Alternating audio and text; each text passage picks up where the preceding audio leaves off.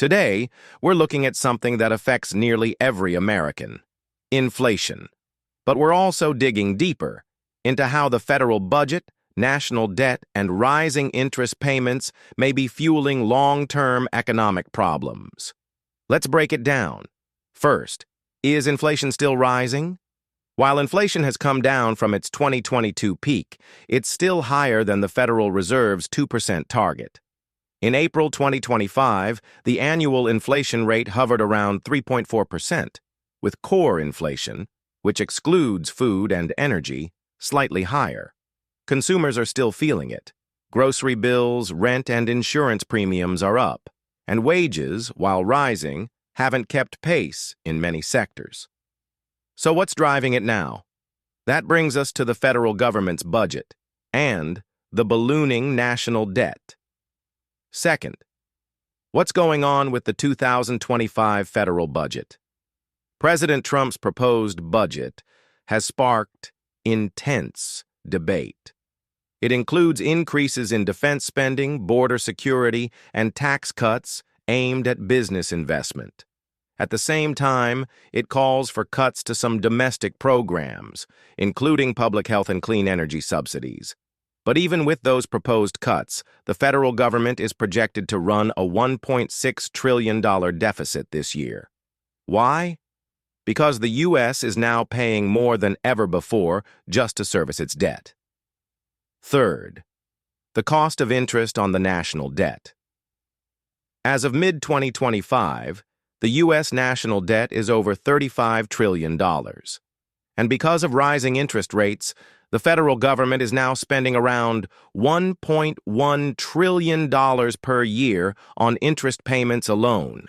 That's more than the U.S. spends on national defense, more than Medicare, and nearly as much as the entire discretionary federal budget.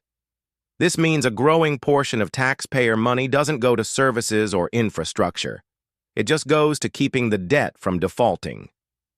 Fourth, how is this connected to inflation? High government spending, especially when financed through borrowing, can contribute to persistent inflation. When the government injects trillions into the economy without matching revenue, it boosts demand across the board. That makes inflation harder to contain, even with high interest rates.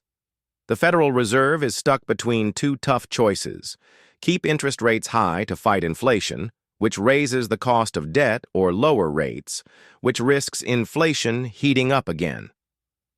Either way, the interest payments pile up, and if bond markets lose confidence, borrowing costs could rise even more. Fifth, what are lawmakers doing about it?